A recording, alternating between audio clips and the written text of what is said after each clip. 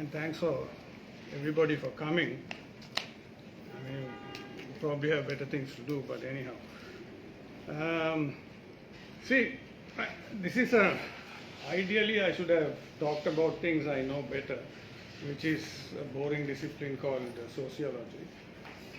But here it's something different, and but something that I find personally important. Right? So one is I don't consider myself a poet, but I dabble in poetry, in Sinhala mostly, and sometimes in English. In the same way, I also dabble in photography when I have the time and when I'm in the mood. Right? The latter does not make me a photographer too, in the same way that dabbling in poetry does not make me a poet. Both being a poet and photographer often comes from self-perceptions of what one is, as well as societal attributions of us, what other people think of us, right? In my case, social acceptance of me is as a sociologist, which is also my training. Given this seeming disclaimer, you may wonder where the word poet in the title of this presentation comes from and what am I up to. It comes from a former PhD student of mine, Dr. Pooja Kalita, who's right here. When she suggested the title, I recognized its trajectory from the foreword she wrote for my English language poetry collection, Let Us Be Silent. In her foreword, called Demystifying the Poet Within the Quintessential Sociologist, Pooja makes the following observations, and I quote her. I have had the privilege of knowing the poetic sociologist and the teacher he has been. Sasanka Perera would not enter a classroom armed with academic jargon, but rather would be accompanied by poetic imagination that ranged from the mundane show of buying groceries to the consequence of imperialism to Buddhist philosophy. Now, of course, Pooja is often quite biased in my favor, as this might also sound, but nevertheless, this is a reference through the metaphor of poetry to creativity in teaching, right? That's what she's trying to say. She later refers more directly to poetry itself, and I quote Pooja again. His poetry is not simply in a separate domain from his academic methodological inclinations, but something that enriches each other. In other words, the sociologist exists because of the poetry and vice versa. Now, this is not a conventional review of poetry, but a methodological reflection of poetry in the hands of an academic. In a sense, what Pooja has done is to offer a reading of me as someone who engages in poetry as an alter ego within my academic persona. More importantly, it offers an apt opening to what I want to say today. Let me make two very basic points. One, I think teachers at university level or even at schools, very nice to see you, Santosh. Teacher, before she disturbed me, I think teachers at university level or even in schools need to be creative and subtle in the way they teach and write. Much of this depends on how they handle language. They need to know what languages should be used in what context. Now, if I was speaking at Malini Fonseca's funeral yesterday, I would not have made the speech that my friend Soumya Lianagate did. That's what I'm talking about, right? Now, that kind of specificity in language cannot come unless one engages with creative writing that vary from poetry to forms of fiction. I do not mean these kinds of people, colleagues who teach and so on, have to be able to write fiction or poetry. But they certainly and ideally need to read and immerse themselves in creative forms of expression. If not, I'm afraid, the likelihood of them becoming dry and colorless is significant. There is no contradiction as far as I can see in being a scholar and poet, or in being an academic in any discipline in the sciences or social sciences, and being deeply interested in creative writing. In fact, this would be extremely beneficial to both life and work. This is what I believe, and this is what I have experienced. But I will not indulge in this idea that much today unless it comes up in our conversation.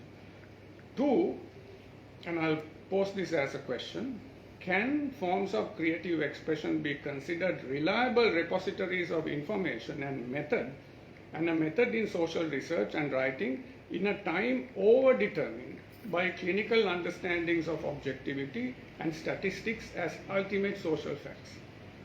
That is, can creative material be seen as research and as a means of writing? I want to address this aspect in some detail today, which is what I am going to do now. So when I say it takes two to tango, this is for you, Priyanti, right? Priyanti has brought the music as well today. So after this we'll dance. So when I say it takes two to tango, I mean the ideal for teaching, research and writing in my kind of field for sure, and perhaps in other areas too, should incorporate both research in the conventional sense and creative output such as poetry and fiction on the other hand. For me, these are complementary and workable binary opposites and not contradictions.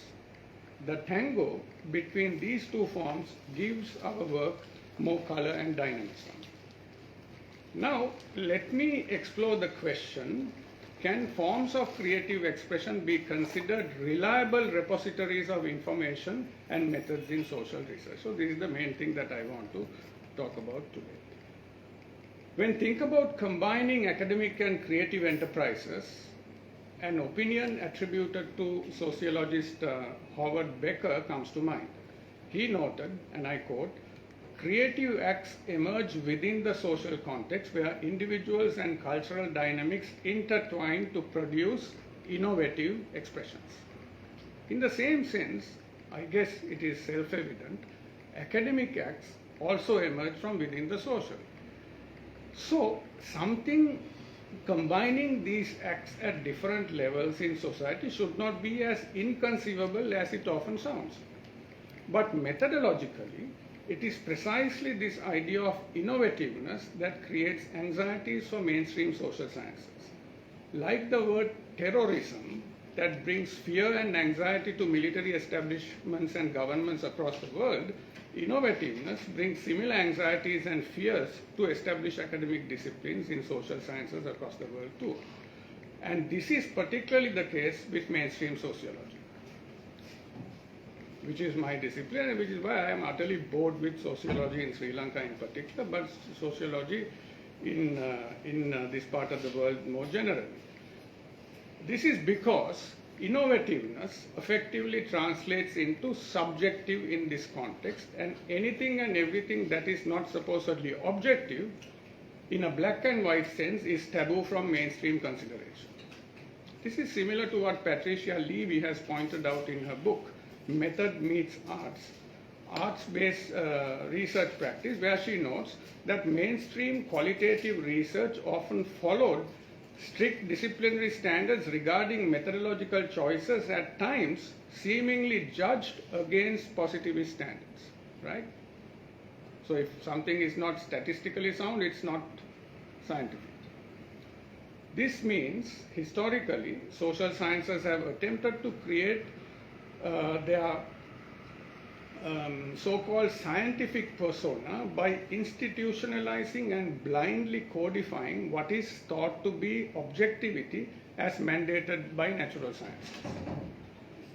This has been further strengthened by social sciences' relentless and often non-reflective pursuit of statistics and quantification in general. Personally, I have always had a problem with our disciplines, including mine, considering too narrowly the idea of objectivity and scientificity in the same way sciences do when trying to understand such an utterly non-objective and emotional species as the humans, right?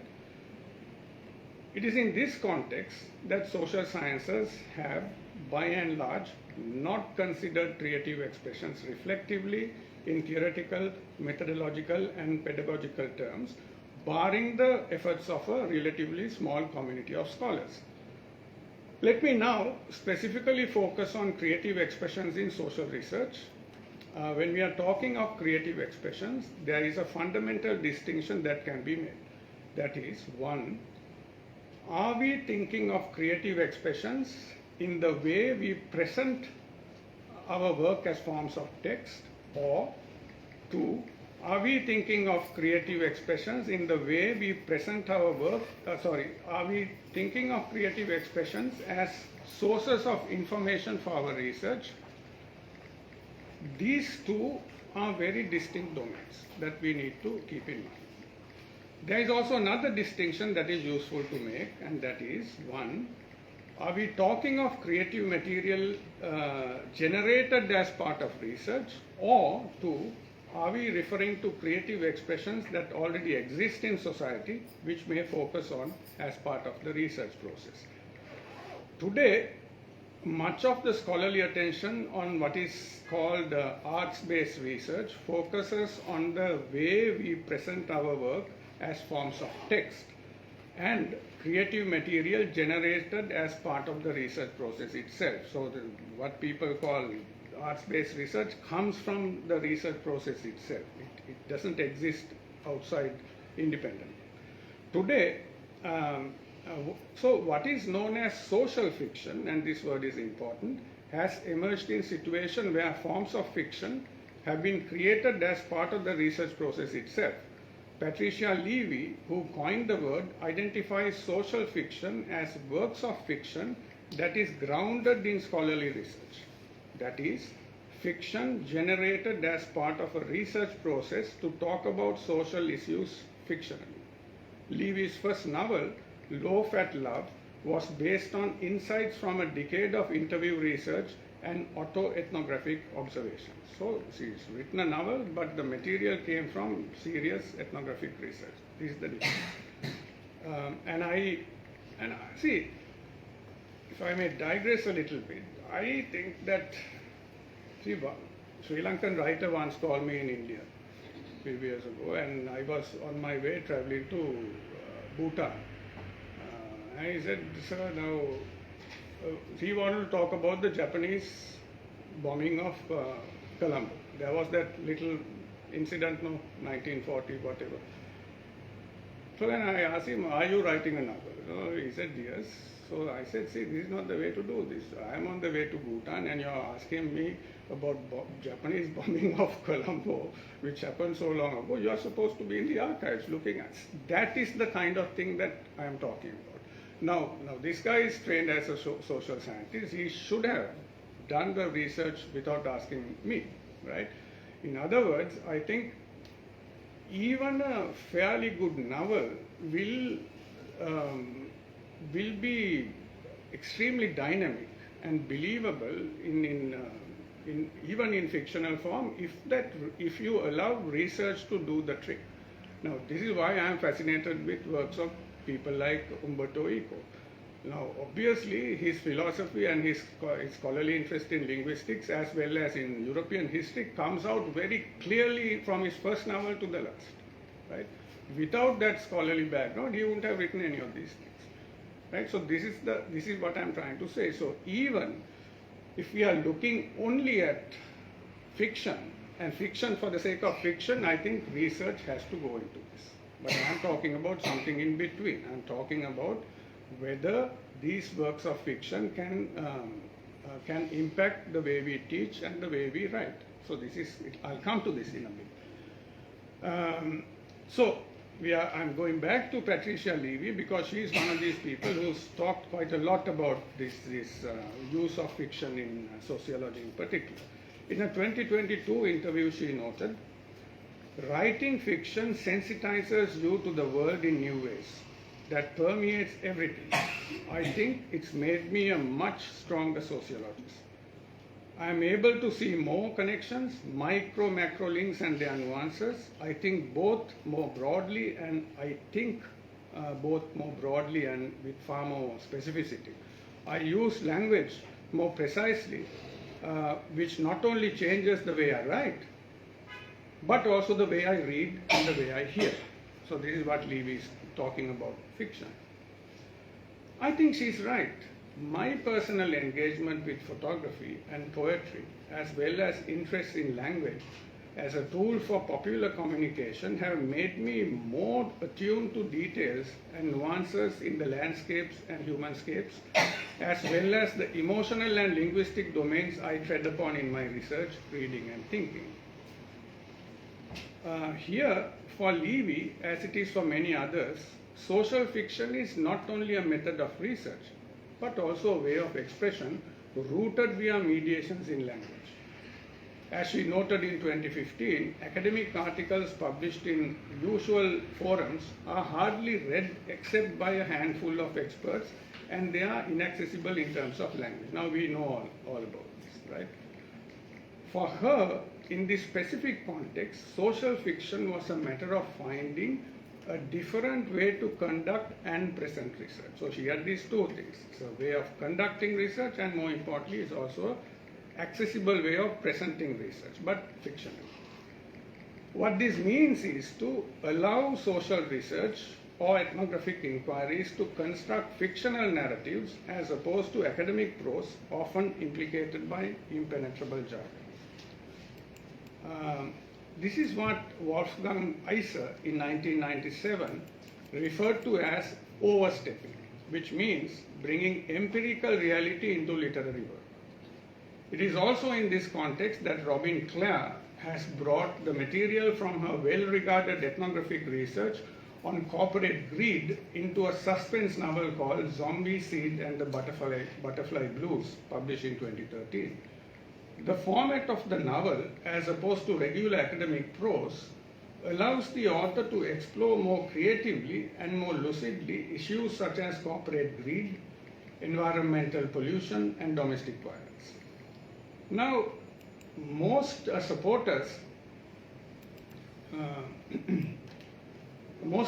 of social fiction, this kind of fiction, usually opt for this because it allows crucial issues to be discussed among a larger cross-section of the population and in ways that make sense to them. See, I guess there are a few academics in the audience. We know very well that nobody really reads what we write. Of course, we might end up winning awards and all these kinds of things, recognition from God-forsaken political leaders and all these kinds of things, but nobody really reads what we write. But what happens if you write fiction on the basis of that research? That is more, the same thing has happened to me. Whenever I write in the newspapers, people read the damn things. I write something scholarly, nobody really reads, right? So if you are interested in making an impact, then I think you have to take this kind of attempt at creating fictional narratives based on research fairly seriously. This is what I'm trying to argue.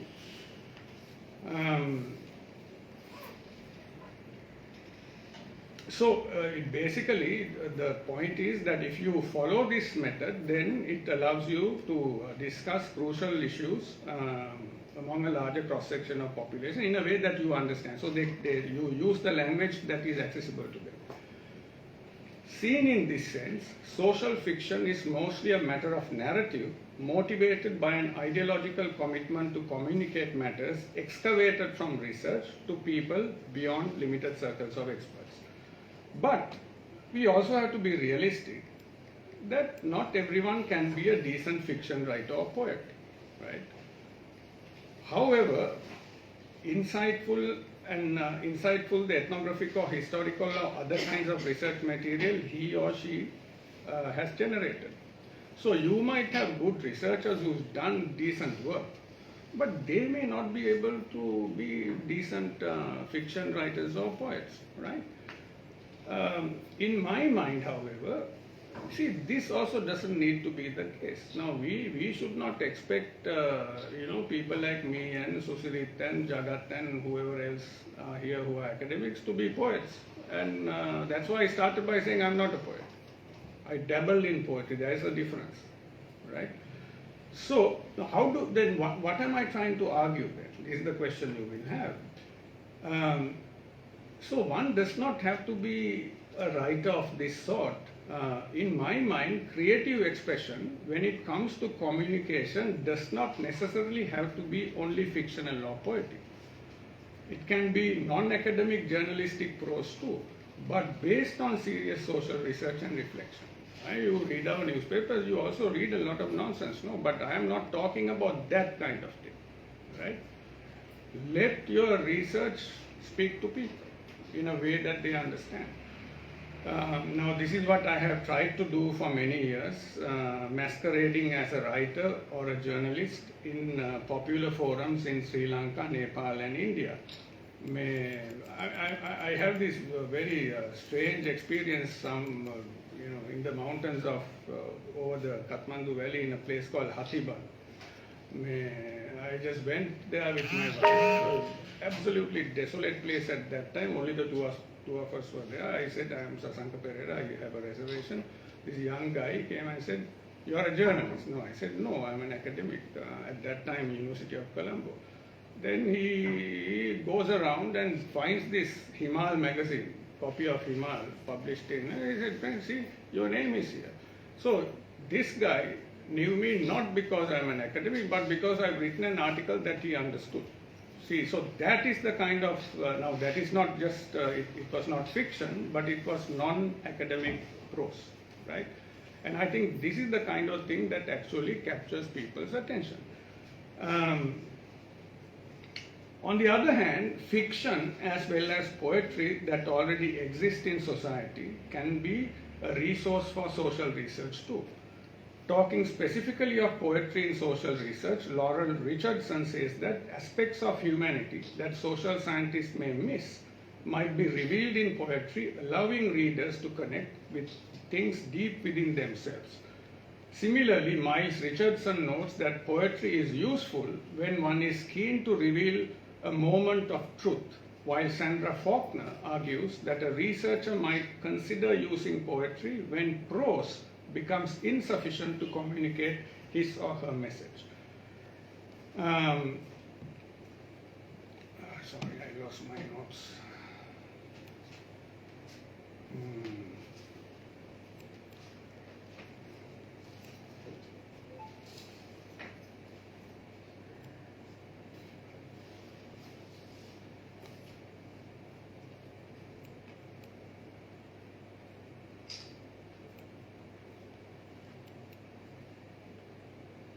Okay. Personally, I have learned quite a lot about the conflict in Kashmir and its impact on local people from the poetry collections of Agha Shahid Ali, such as Memory of Begum Akhtar and The Country Without a Post Office. Some of you may have read these things, in addition to the scholarly work on the same theme I have read.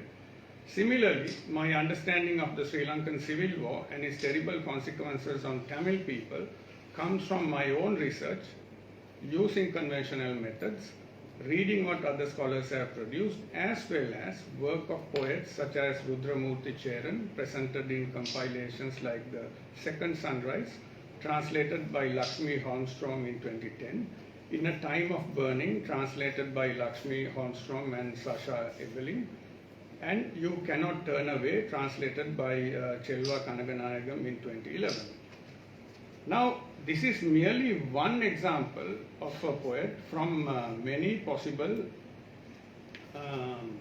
examples of this kind.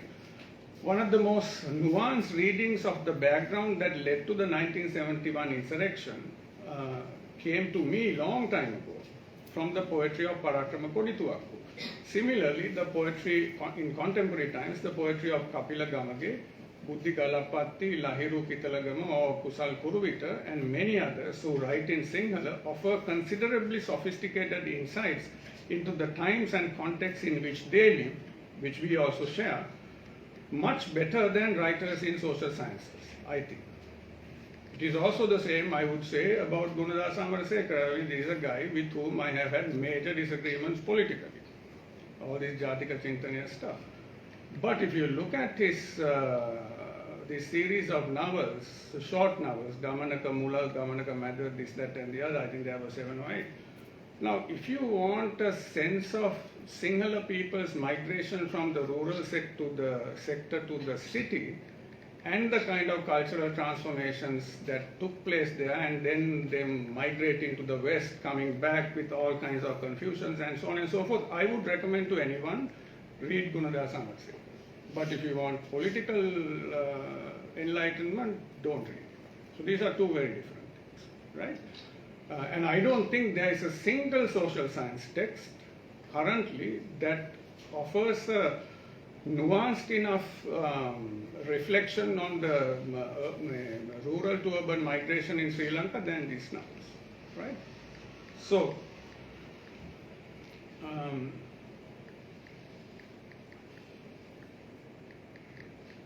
so the question then is, should we not bring their insights into our thinking and writing just because these are fictional?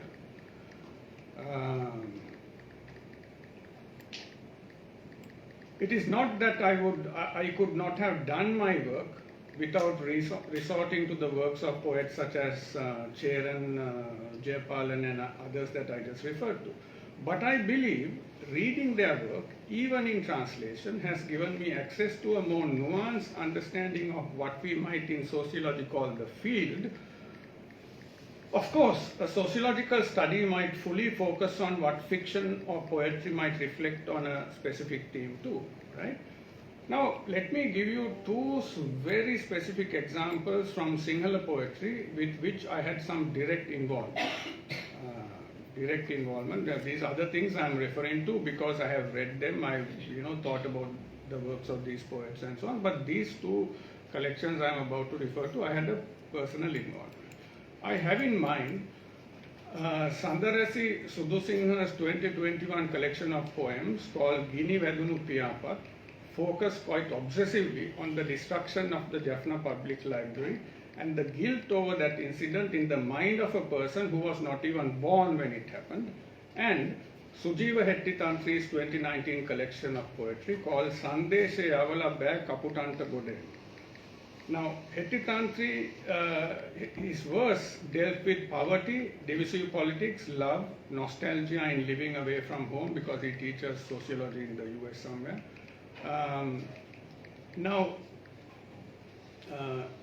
And also he talks about the interpretation of the past and many other things.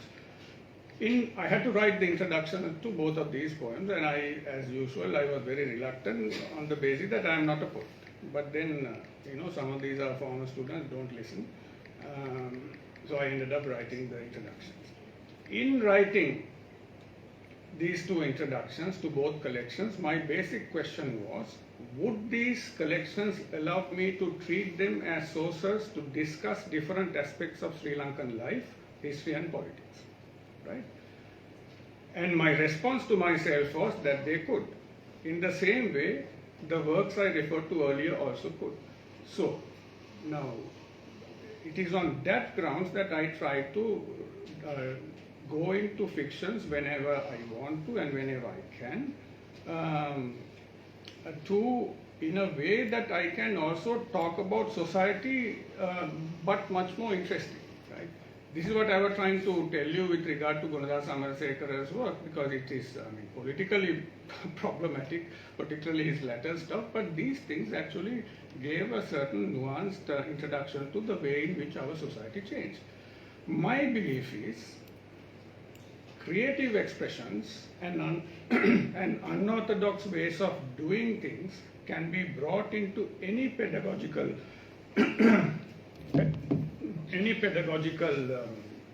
and research situation if there is fertile imagination and adequate political will.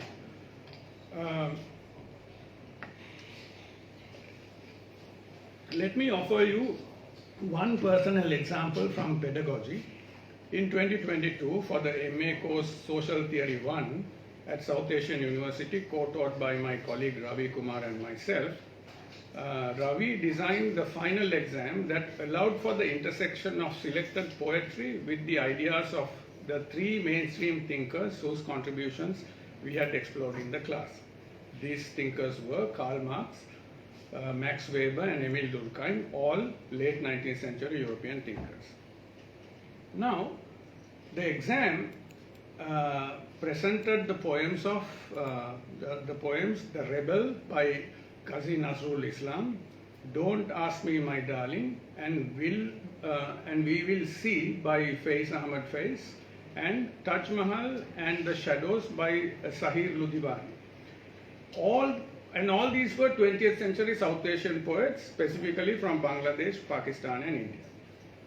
Because these poets were talking about religion, rebellion, structural inequalities, solidarity and the processes that created the societies in which we lived, we asked the students to think about elements such as religion, social and political structures, solidarities, social relations and so on that were discussed in class in relation to Marx, Weber and Durkheim in the context of related ideas emerging from the poems and their context, and answer 4 specific questions. I'm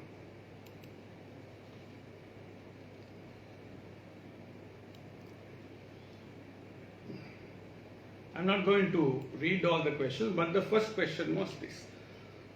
How does religion converse with social structure in these poems? And in what ways can we use sociological theory texts to understand this conversation? See, completely different things.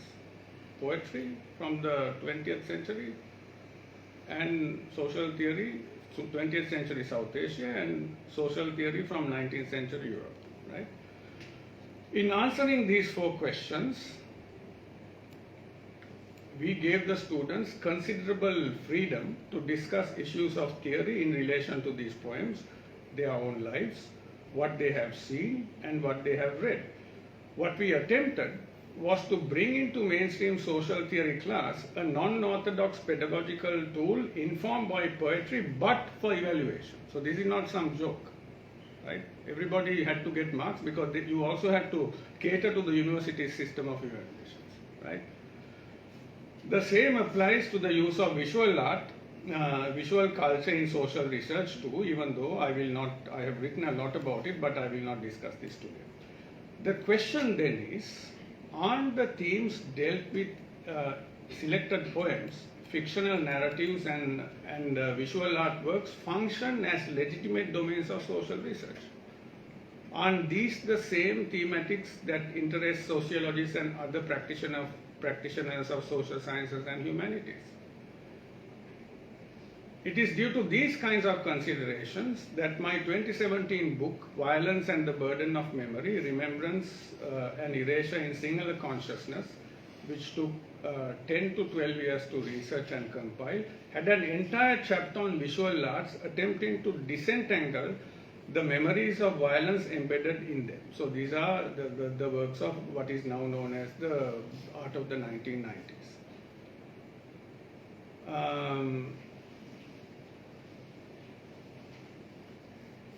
This book and my 2016 book, War Zone Tourism in Sri Lanka, Tales from Darker Places in Paradise, has made extensive use of photographs to build their arguments too. These were not mere decorative additions. Without this focus, these works would have remained incomplete in my view, even though the rest of the research followed conventional approaches to social research. And these books are now available here, but otherwise none of them were available in Sri Lanka, except in the Parliament Library. It's a very funny place to have critical books. Nobody reads them there. I had a friend who was the librarian. He told me, Machan, your books are all in the library, and fortunately I can read these because these buggers don't read them. And he was referring to our parliamentarians. This guy was well read in a lot of books, including mine, because they were just left there. But now, Priyanti, you have them too.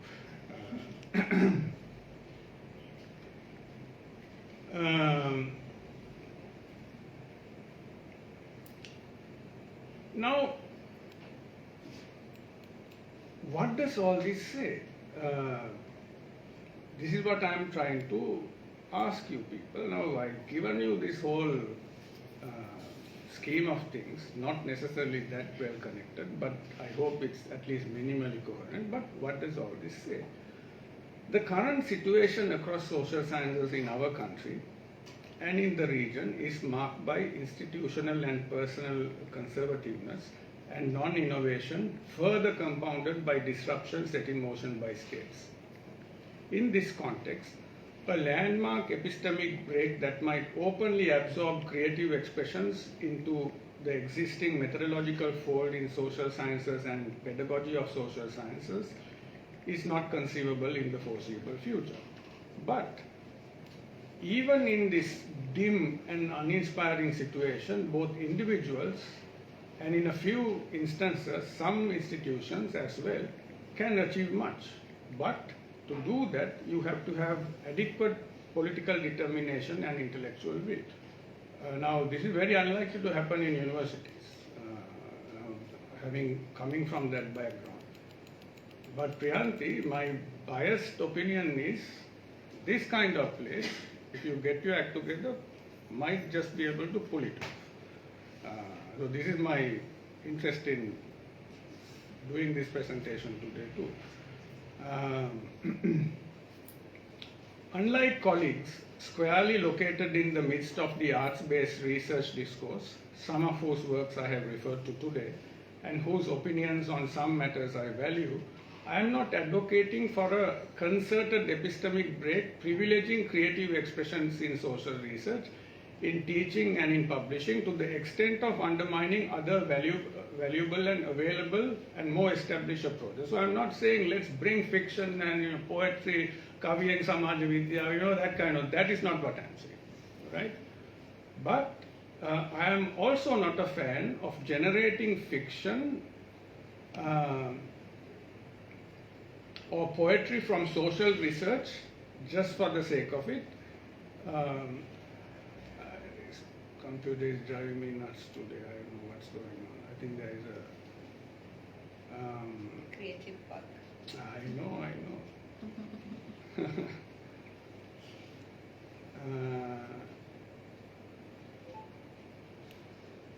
See, I was trying to say I'm not a fan of generating fiction or poetry from social research for the sake of doing it, though I recognize they have considerable value in specific kinds of research, right? But I do think that forms of art varying from fiction to poetry and different kinds of visual arts do have stories to tell, and it is up to sensible and imaginative research and teachers to make these works speak to us and to make use of creative forms of language to communicate complicate ideas with dynamism. Now see, this is also a fairly serious problem because our writing is utterly boring and generally speaking, now wouldn't you agree with me? The way you write poetry and the way I write my sociology, who will make more headway? I know you will not say it's you, but I would say it is likely to be you, right? Who the hell is going to read my journal articles and so on and so forth, even though we might be talking about the same thing in certain ways, if it's political violence or poverty or whatever, right? Now, okay, let me come back to this whole thing. We need to recognize, I think, that these works might tell their stories in a more nuanced fashion than what conventional social research, methodological and pedagogic approaches would allow us. This is what I'm trying to say.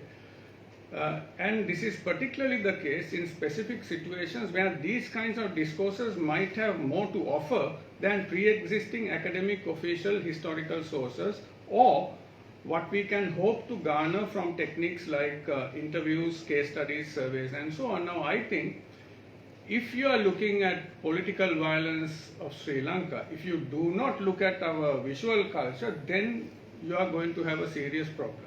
your whatever else you do will be marked by a certain sense of poverty, right?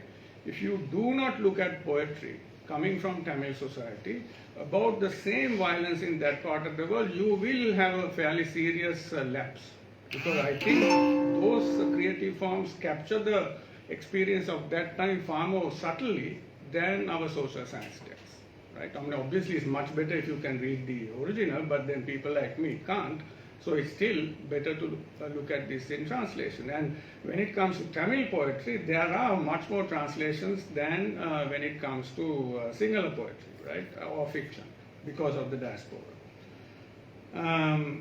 But I am not discarding any of the formal, taken for granted methodological approaches too. I am simply saying their limitations should be understood, while also working out how those limitations can be addressed by adopting more creative ways, which are less often considered or not considered at all. So this is why I was trying to say that in a university, and since there is at least one or two university colleagues, I mean, you tell me when we discuss whether this is possible, to tell a research methods class, let's bring poetry into this, it's not going to happen, right? Now, in South Asian University, until I was thrown out of there, there was nobody to tell me, right? Because it's a new university, we were the ones who were creating history. So I want to bring poetry into it, I damn well did. But now you can't do it because it's become conventional, right? And no other university in India would do this. It has not. But now I am also, by saying all these things, you might think that this guy is going to, he wants to bring poetry and fiction into social sciences, and this is going to encourage the emergence of a kind of a footloose social sciences. But I am not saying this. That is why I said at the beginning, this is not about Kavi and Samaja Vidya kind of approach is not what I am trying to say. People have tried to do this in this country. It is very, very strange, right? But I am simply suggesting that more creative ways of thinking about research and writing need to be undertaken. Now, how that is, or why that is, or what it is, needs to be discussed, right? My suggestion is simply this, my final suggestion. That is to simply keep our minds open for newer possibilities of social research, pedagogy and communication, while also mastering the conventions of our disciplines that already has things to offer. Now, I am not saying this because I cannot use the more conventional things, right? Now, you need to master these things, including statistics, which I despise. But, I mean, I know when certain kinds of statistical approaches is needed. Since I'm so bad at it, I'll tell my colleagues, see, you need to help me here. But I'm not going to privilege that. That is what I'm trying to say, right? Now, I can't see why statistical approaches to, let's say, poverty cannot be combined with photography and poetry, because that will give you a much fuller picture. Statistics will give you the patterns, and the sense and the feelings will come from the other more creative sources, as long as these creative material have been produced by the people concerned. Now, there was an exhibition at the Lionel Went a few years ago, produced by young kids from the estate sector. I thought they were brilliant photographs. And of course, art critics were saying this is very conventional. So, my point is, so what? They are trying to explain their backgrounds, the context in which they live. Why it's good that is convention. So we know this is not supposed to be art, it's supposed to be life, right? Then it becomes the kind of material for my kind of research. Okay, I know I probably have bored you to death, so thank you very much. So I don't know your format, Nishara. Normally the floor is open to any questions after the end of a talk, and there's no sort of rules as such, except that we want like a vibrant discussion.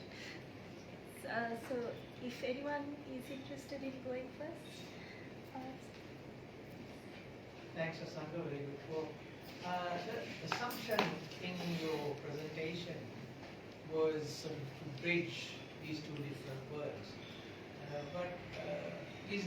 Does the orthodoxy prevent, or is there an orthodoxy that stands in the way in which you're rebelling against? That's my first question. And the second question is, it comes back to this tension between what is objective and what is subjective, because poetry, fiction, all that, certainly celebrates a subjective view and a subjective expression, whereas, social sciences, attempting to be more scientific, has to at least seen as being more objective. Yeah, obviously, that's, there is an orthodoxy, which one could even say I am part of that orthodoxy too, at least for a fairly long time. I was trained in that orthodoxy, and I was trained well, I would say. But then I also found that it had this, what I would call lacks. That something had to be done about it, and this took me a long time. 25 years ago, I wouldn't have told you to think about poetry and so on. I enjoyed poetry and fiction, but not necessarily in a single domain, right? So yes, there is an orthodoxy, and a very colorless orthodoxy at that. So yes, and I could do what I am doing. I could rebel, to use your words, in a city. I couldn't have probably done it as successfully in Colombo, but in Delhi I could see, not because of Delhi, but because that university was new at that time, right? But things have changed. Now, the second question is fairly important too, and that is this whole business about objectivity and subjectivity. See, there was a whole debate about what objectivity and subjectivity means in social sciences, in parts of European and North American social sciences, particularly in anthropology. But that debate didn't come really to our part of the world. So these things were questioned. Statistics are not as objective as we think, isn't it? It depends on what questions you ask and what is the training of the people who ask these questions and what are their own biases, right? So this is something nobody really gives any attention to. So objectivity to me is a fairly important goal, but it doesn't mean that it is the ultimate truth, right? There are other ways, that there are subjective tools you can use to come to a fairly objective answer, right? And I would say that reading these poetry collections that I was referring to about Kashmir, and even on northern and eastern Sri Lanka, I think those things, as non-objective as they are extremely evocative about what the hell was going on in these parts of the world in a way that actually touched me. So when I was writing one of these books, forget the names of my own book, this one, War Zone Tourism, this works, War Zone Tourism in Sri Lanka. There was one section that this is not about the war. This is about tourism into that part of the country, which became very problematic at one point.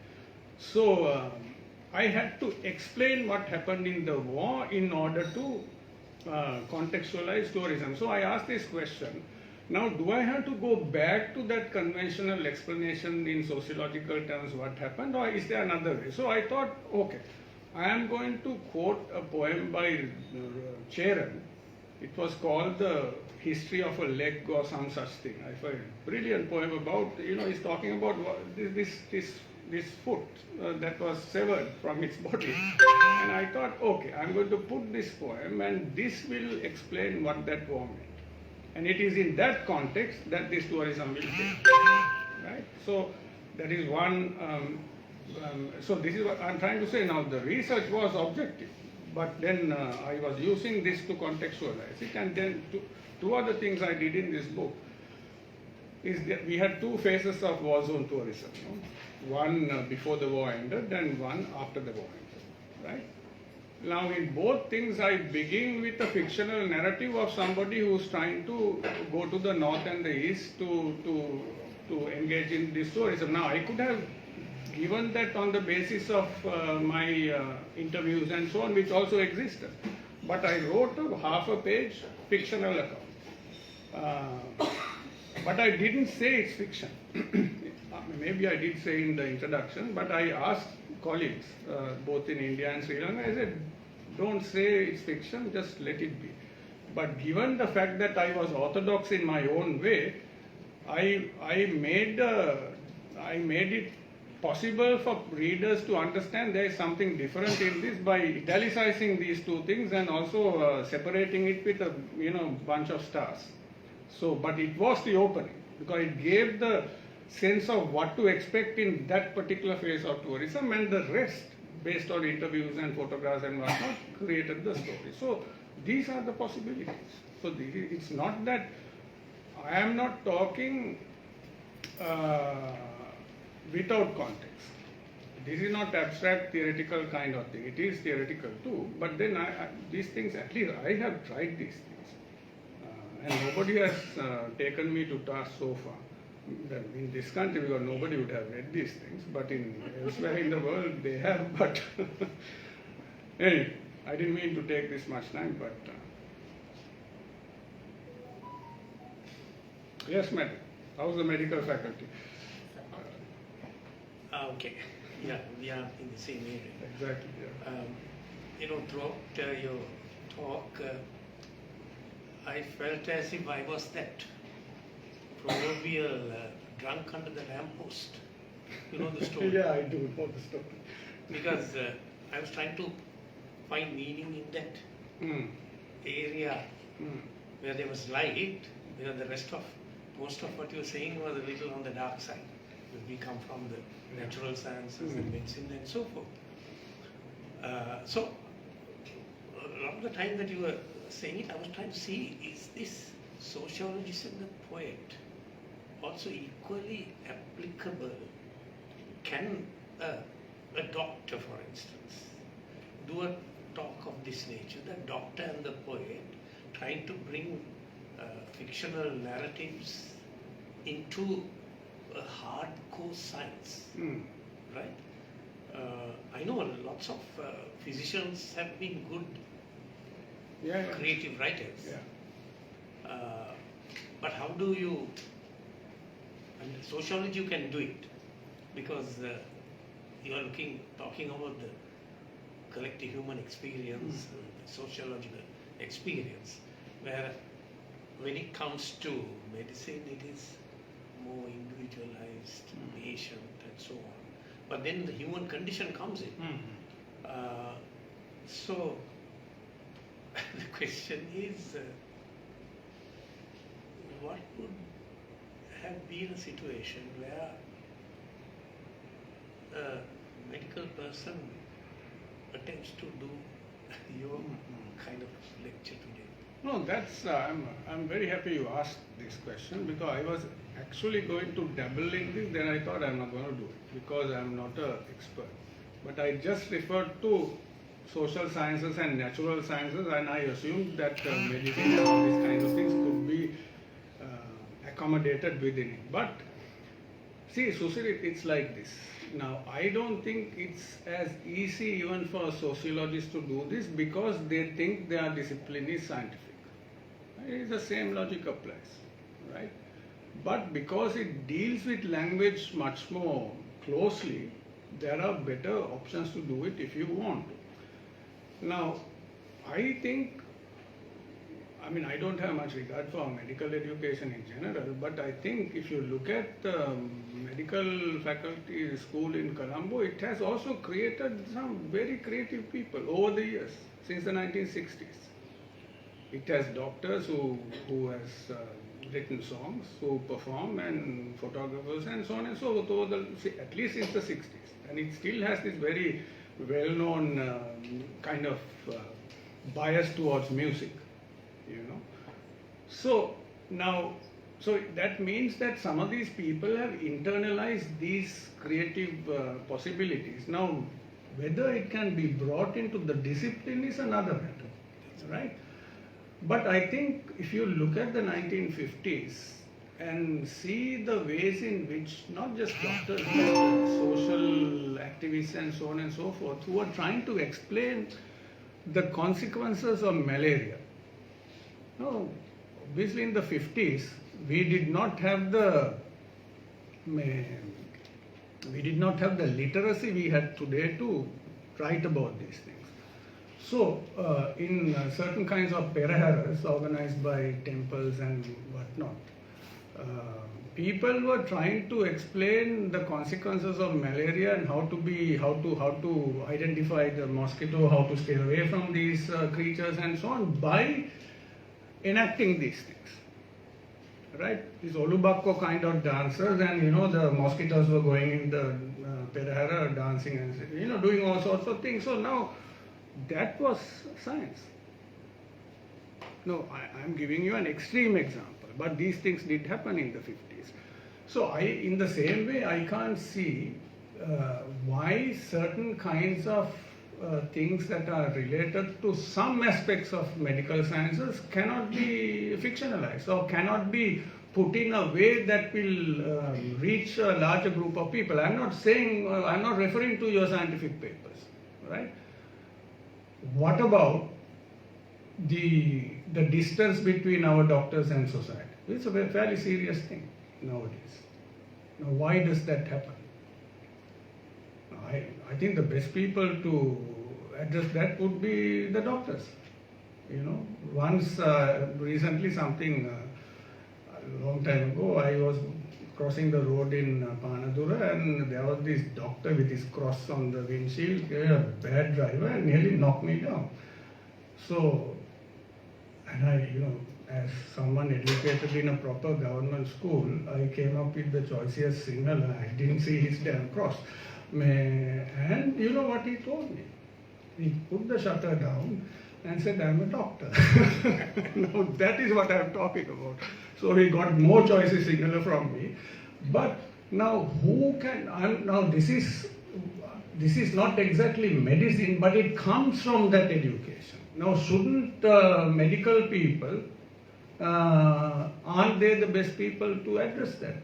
But I think in certain ways, Santosha's department has, at least when it started, some of these things were at the forefront of your attention. Now, of course, I lost track. So I don't know whether these things are being done, possibly. But when medical humanities were started in other parts of the world, these two major schools in US, this is also one of the things that they try to do in certain ways, to bring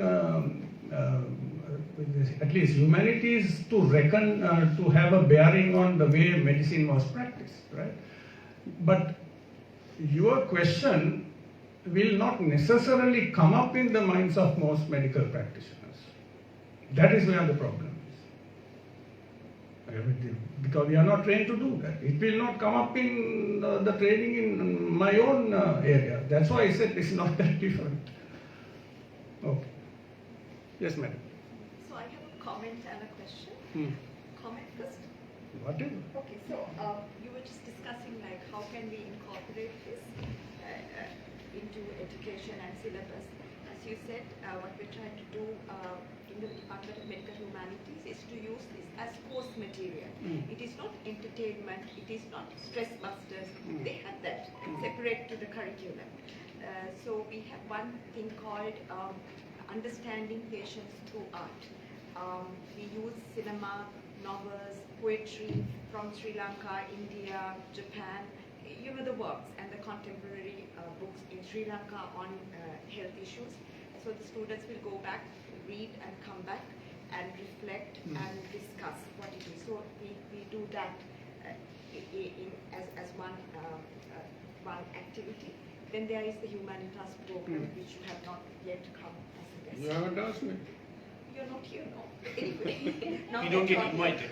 I don't get invited. We don't get it. Yeah. Okay. Please. No, I'm So- kidding. You so have we invited use- that. So we use this theory called transformative education, where you use art, cinema, music, dance, philosophy, whatever, to create this moral crisis. And that is also part of the curriculum. And it's a 2-hour program, we choose a theme, but it takes a lot of preparation and aligning it with the teaching objectives. Otherwise it goes a bit haywire because people who are passionate about No, no, something I will get go off, at a tangent. So it takes a lot of commitment to align it to your learning objectives. But we have done 18 so far, the 19th one is coming up. We cover many topics like gender, Stoic philosophy, or Rabindranath Tagore, or planetary health, the works, resilience, love, heartbreak, topics that are relevant to the student to build as a person, as a doctor, to develop empathy, all that. So that has been done, and there's a lot of neurophysiological studies that are showing that there are things called mirror neurons. If you show some kind of an emotion, it mirrors in our neural networks. So the scientific evidence is also emerging. So that's my comment. But my